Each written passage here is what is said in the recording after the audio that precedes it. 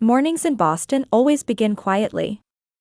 Elizabeth Monroe gazed out the museum window, sighing deeply as she looked at the snow-covered common garden. "Elizabeth, how is the display for the new arrivals coming along?" Curator Martha called out to her. Elizabeth turned around with a gentle smile. "It will be complete once I place the last two paintings. We'll be ready for this weekend's opening." She was in her 8th year as a museum curator. Her career at the Boston Museum of Contemporary Art brought her a quiet sense of fulfillment. The respect from her colleagues and the trust of visitors were based on her knowledge and insight. But when she returned home, all of that lost its meaning. Elizabeth's cell phone rang.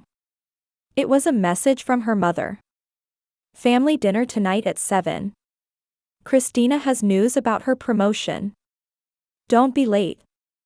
She stared at the screen and sighed again. Her reply was brief, "Understood." This was the typical exchange between her and her parents. That evening, Elizabeth stood in front of the Monroe family mansion. Her father Robert was a renowned businessman in real estate development, and her mother Patricia was a pillar of Boston's high society. For them, success meant social status and financial power. "Elizabeth, you finally arrived," Patricia greeted her at the door. Her mother's eyes held that familiar hint of disappointment. "That outfit, did you come straight from the museum?" Elizabeth looked down at her simple pantsuit. "I wasn't told it would be a fancy party." "Well, family gatherings are just as important as parties," Patricia said, lightly embracing Elizabeth's shoulders. "Christina is already here. Your sister is absolutely radiant." In the living room, Father Robert and Christina were laughing together. Christina was dressed in a Gucci dress with perfect makeup, standing next to her father. Since she had begun building her career at a Wall Street investment bank, her parents' attitudes had become even more obvious. Elizabeth was not the talented daughter. "You're here." Christina turned with a dazzling smile. "Listen. I've been promoted to associate director at Warren Investments. I'm the first person in their history to reach this position in their 20s. Robert smiled proudly. "The star of our family. I'm truly proud of you, Christina." Elizabeth hugged her sister with a smile. "Congratulations, Christina. That's wonderful." The dinner, as usual, was filled with stories of Christina's success and Robert's business prospects. Elizabeth's work at the museum was dismissed as merely a nice hobby. "Elizabeth, don't you think it's time to consider a serious career?" Patricia said while pouring wine. "Art is wonderful, but there must be a place where your talents could be better utilized. Perhaps at your father's company." "Mother, I'm satisfied with my work," Elizabeth answered calmly but firmly. "And I have something to tell you." The table grew quiet. Elizabeth casually raised her left hand, showing a simple but beautiful engagement ring. "Michael has proposed to me. And I've accepted." After a moment of silence, Christina stared intently at the ring. "What? You're marrying that plumber?" "He's not a plumber, he's a plumbing technician," Elizabeth quietly corrected. "Michael Foster is sincere, kind, and someone who really listens to me." Robert and Patricia exchanged glances. Their eyes clearly showed disappointment. "You could surely find a better match," Patricia was the first to speak. "Christina has many wonderful young investment bankers among her colleagues. Harvard and Yale graduates.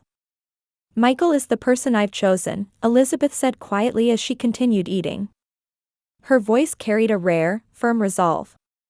That night, Elizabeth remembered the day she met Michael a year ago. The museum's pipes had burst, and he came to fix them. The serious look in his eyes as he worked, and the intellectual curiosity he showed about the exhibits after the repairs. After sharing coffee, their relationship developed naturally. Michael listened to her and respected her passions. That was something she couldn't get from her family. Elizabeth returned to her apartment and called Michael. His warm voice penetrated deep into her heart. "How did it go?" Michael asked. As expected, Elizabeth laughed. looking up at the starry sky outside her window. But it's all right. We have our own life. For the first time in a long while, she felt the joy of being completely herself. On a Saturday afternoon when spring sunlight brightly illuminated the streets of Boston, Elizabeth and Michael were making wedding plans in the living room of their small apartment. On the table were florist catalogs, a pamphlet from a small church, and a handwritten guest list. How about the last weekend in May? Elizabeth pointed to the calendar. It'll be after the big exhibition at the museum, and the weather should be nice. Michael put his arm around her shoulder. Sounds good. I want a small but heartfelt ceremony. What do your parents think? Elizabeth hesitated for a moment. 2 weeks after announcing their engagement, there hadn't been a word of congratulations from her parents, not even a phone call. Still, she couldn't help but hold on to hope. I'll go tell my parents the official date today, she resolved. That evening, Elizabeth visited her parents' home. Sipping coffee in the reception room, she carefully began to speak. We've decided to have the wedding on May 28th. It's going to be a small ceremony, but I'd like the whole family to attend. Robert and Patricia looked at each other. Patricia spoke first. May 28th, she frowned. That's Christina's birthday. Such an important day. Elizabeth was surprised. She hadn't realized it was her sister's birthday. Oh, that's right, I forgot. Well, we could change the date a bit. Change? Robert raised his voice. You shouldn't change Christina's special day. She's planning a grand party for that day. Is she? Elizabeth was bewildered. I didn't know. Then perhaps we should change our date. The weekend before, or... No, Elizabeth, Patricia interrupted with a harsh tone. The problem isn't just the date. We simply cannot bless your marriage to that plumber. Michael is not a plumber, he's a plumbing technician, Elizabeth quietly corrected. She took a deep breath and continued. And he's a wonderful person. If you met him and talked with him, you'd understand. There's no need to meet him, Robert said coldly. A Monroe daughter marrying such a working-class man. Think of our social standing. At that moment, Christina returned home. She entered the room cheerfully, carrying expensive shopping bags in both hands. What are you all talking about? She asked curiously. Your sister plans to have her wedding on May 28th, Patricia explained. Your birthday. Christina's expression darkened. What? On my birthday? That's impossible. I've already planned a party at the Plaza Hotel. We've told her we can't attend, Patricia said, moving closer to her daughter. Elizabeth quietly stood up. I understand. If you can't come, there's nothing to be done about it. Christina looked down at her sister with contemptuous eyes. And you're really going to marry that plumber? How can you imagine what kind of wedding it will be when he has no money? Probably some cheap DIY thing? Aren't you embarrassed? Elizabeth felt a pang in her chest. However, she maintained a calm expression as she answered. Our wedding will be true to who we are. Michael and I love each other for who we are as people, not for appearances or social status. How touching, Christina said sarcastically. But face reality. You're a museum employee, he's a plumber. A wedding between the two of you would be an embarrassment to the family. A moment of silence passed. Elizabeth took a deep breath and said quietly. Fine. If you don't want to come, I respect that. But, don't regret it later. There was a strange conviction in those words. But none of the family noticed it. After Elizabeth left, Michael hugged her. Are you okay? Yes, she smiled. We'll have a wonderful wedding, even if it's just us. Michael gently kissed her hair. Don't worry. I need you. That's all that matters. Over the next few weeks, Elizabeth and Michael immersed themselves in wedding preparations. They booked a small historic church in the Boston suburbs and planned simple yet elegant decorations. The invitations were handmade, each one imbued with their feelings. Colleagues from the museum and Michael's friends sincerely congratulated them on their marriage and helped with the preparations. Meanwhile, Elizabeth's parents and sister seemed to have forgotten about her wedding as they busied themselves with preparations for Christina's birthday party. Occasionally, messages from her mother contained implications like, "There's still time to reconsider." 2 weeks before the wedding, Elizabeth visited a small boutique for the final fitting of her dress. It was simple yet elegant, highlighting her beauty. "You look absolutely beautiful," the store owner exclaimed. "Your family must be so proud." Elizabeth smiled. "Yes, I'm sure they are." She gazed at her reflection in the mirror. On their wedding day, she and Michael would become a new family. They would build a family that respects and supports each other. With that thought, the sadness of her parents' and sister's absence began to gradually ease. On the last Saturday in May, the small historic church in the Boston suburbs was bathed in gentle morning sunlight. Colorful spring flowers bloomed around the stone church. In a small preparation room, Elizabeth was making final adjustments to her wedding dress with the help of her friend Jennifer. "You really are beautiful, Elizabeth," Jennifer exclaimed in admiration. "Simple, but perfect for you." Elizabeth gazed at her reflection in the mirror. The ivory silk dress flowed smoothly along her body's lines, with delicate lace decorations adding elegance. "Thank you," she smiled. "I hope Michael likes it." "He'll definitely be breathless," Jennifer placed her hand on her friend's shoulder. "But still, your parents not coming?" Elizabeth quietly shook her head. "It's all right. Today is Michael's and my day." At that moment, a commotion could be heard from outside the church.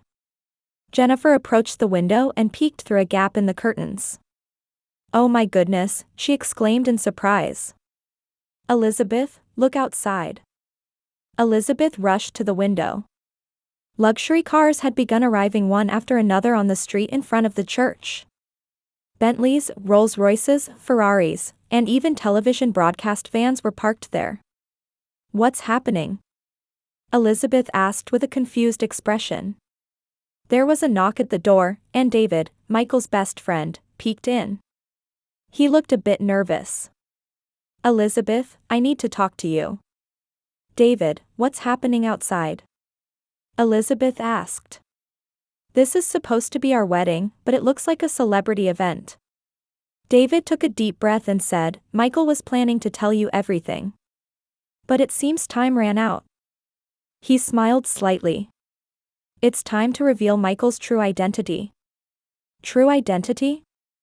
Elizabeth's brows furrowed. "What do you mean?" "You'd better hear it from him," David said as he was about to leave the room. At that moment, noisy voices could be heard from outside. "Wait, please.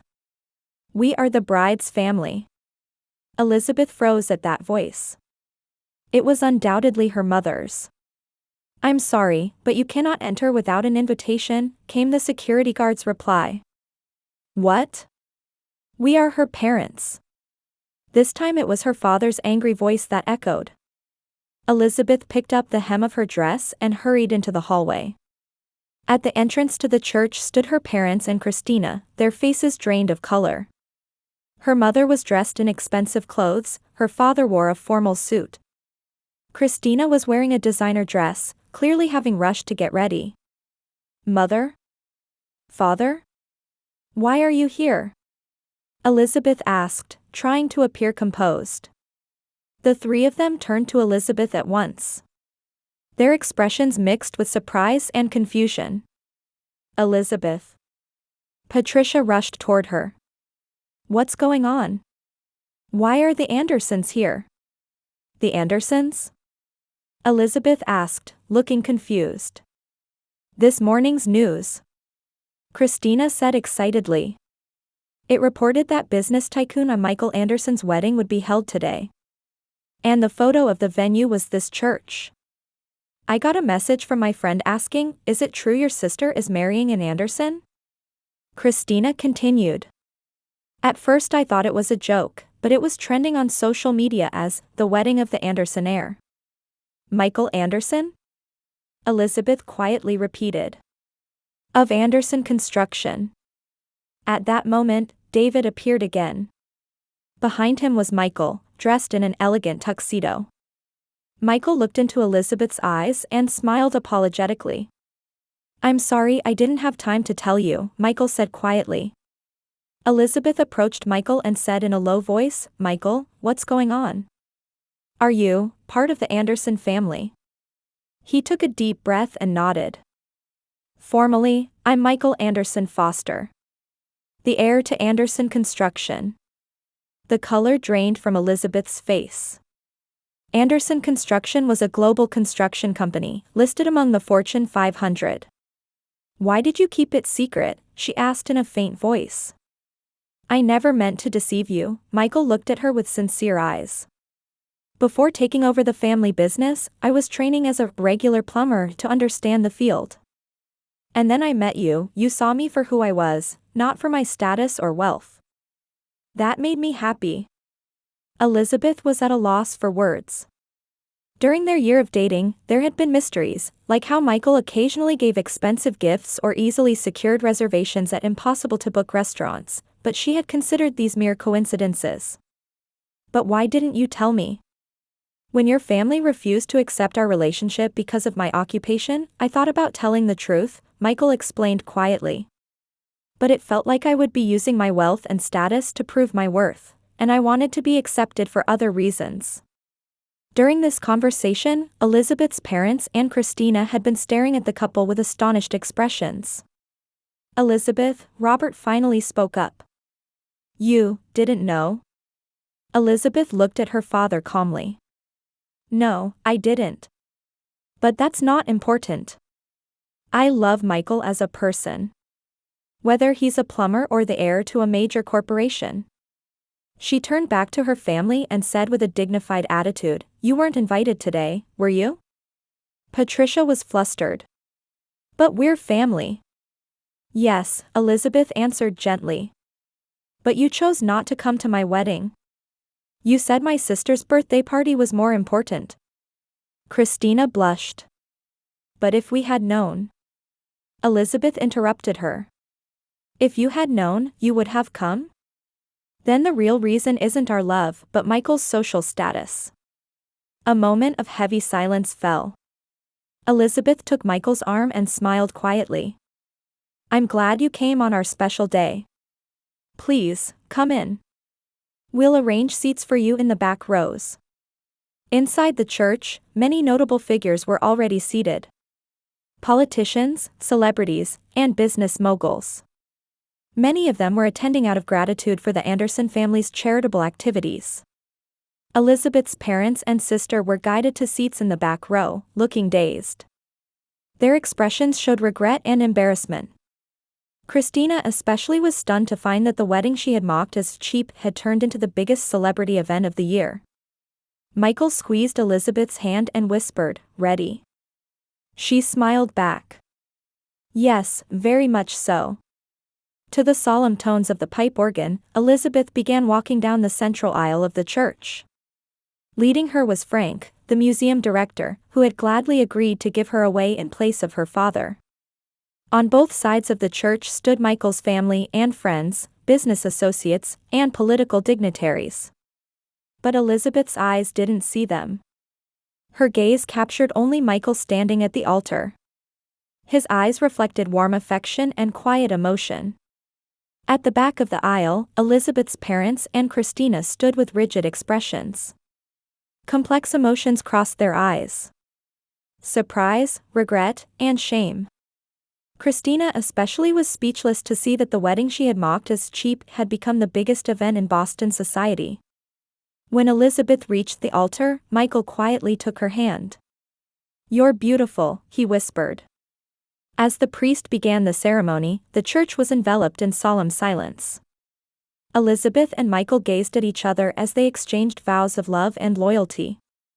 Their words of promise were simple yet deeply moving. I loved you as a plumber, Elizabeth said with a smile. And now I love you just the same as the heir to the Anderson family. I love all of you.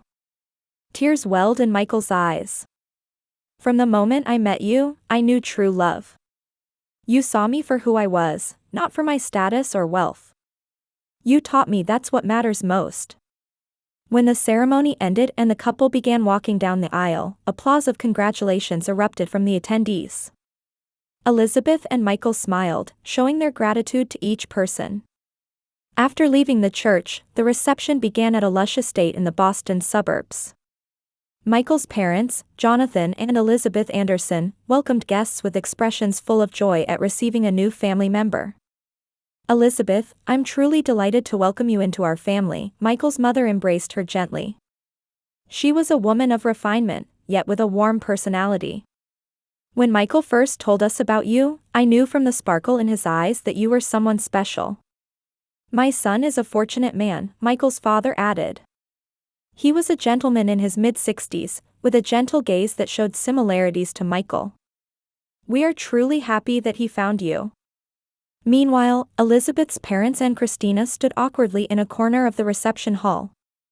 They clearly looked uncomfortable among the notable guests. We should go see them, Elizabeth said to Michael. After all, they are my family. Michael gently held her hand. Let's go together. As they approached, Patricia looked at them with an expression close to tears. Elizabeth, Her voice broke. Thank you for your congratulations, Elizabeth said quietly. Robert cleared his throat and began speaking with difficulty. We misunderstood. Michael, about you. It's not a problem, Michael replied politely. I should have been completely honest as well. Christina was looking at the floor, embarrassed.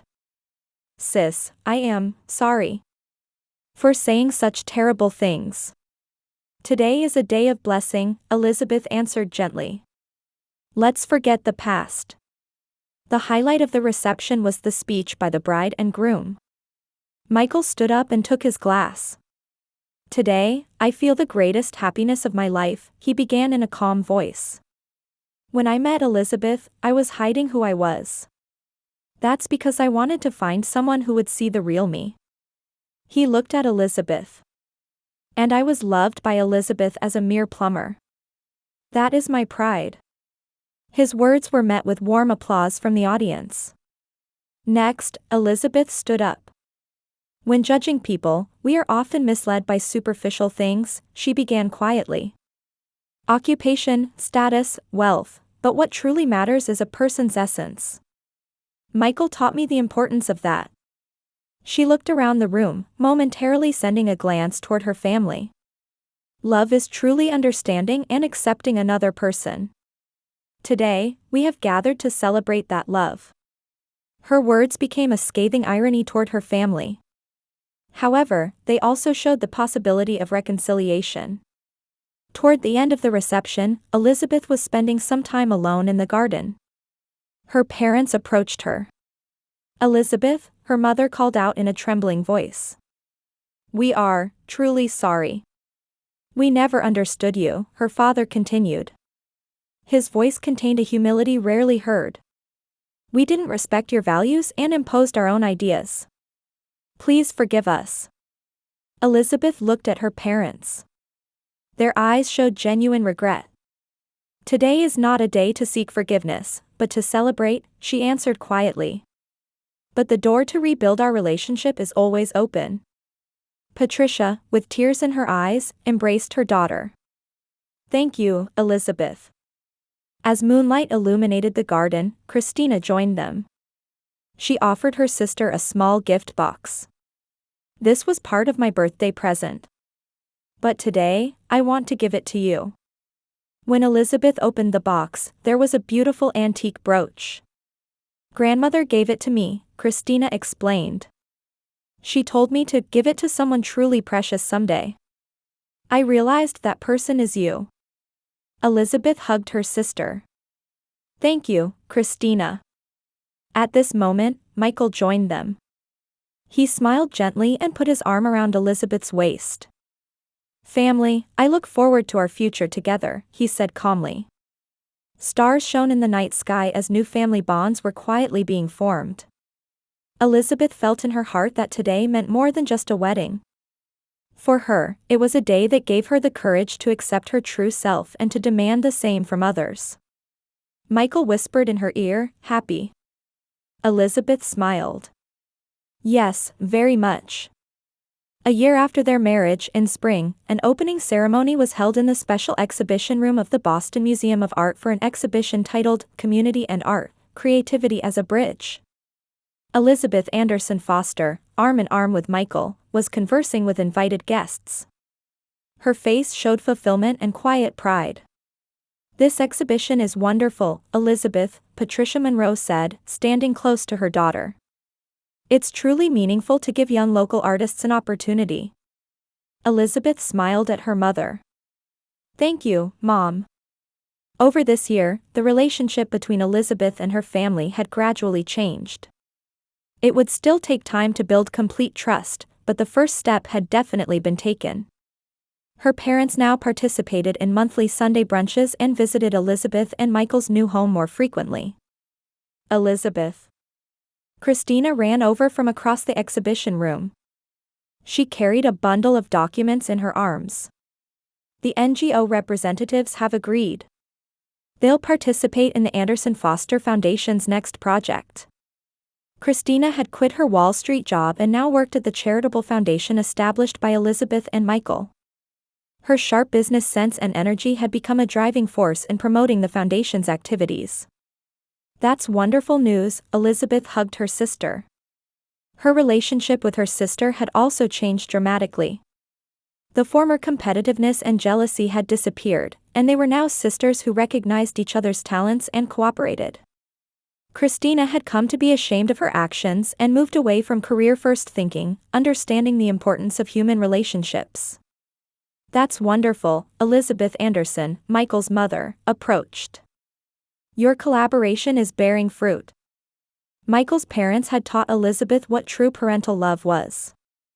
They were always supportive of the young couple while respecting their independence. "Any news about grandchildren yet?" Elizabeth Anderson gently inquired. Elizabeth and Michael looked at each other and smiled. "Actually," Michael said in a lowered voice, "we have good news." That same evening, at a dinner at home, Elizabeth stood up with a wineglass in hand. Gathered around the table were Michael's parents, her own parents, and Christina. "I have an announcement for everyone," she said in a soft voice. "We are going to have an addition to our family." Joyful voices and applause resonated through the room. Jonathan, Michael's father, embraced his son's shoulders with visible emotion. "Congratulations, son." Elizabeth felt that this was the true image of family. Not just blood ties, but relationships of mutual respect and support. She was now surrounded by two families and about to start her own new family. That night, looking up at the starry sky with Michael on the terrace, Elizabeth quietly said, "It's strange, isn't it? If my parents had come to the wedding, would things have changed like this?" Michael embraced her. "Sometimes people only realize what's precious after they've lost it." Elizabeth nodded. In her heart was not regret for the past, but hope for the future. The family she and Michael would build would learn from past mistakes and be founded on love and respect.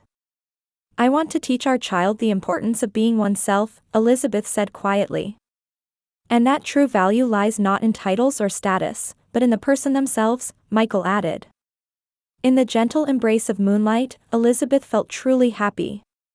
Life has unexpected turns. In her case, it wasn't just the surprise that the man she thought was a plumber turned out to be a wealthy heir, but also a journey to re-examine her relationship with her family and learn about true love and respect. "I love you, Elizabeth," Michael whispered. "I love you too," she answered. "Now and always."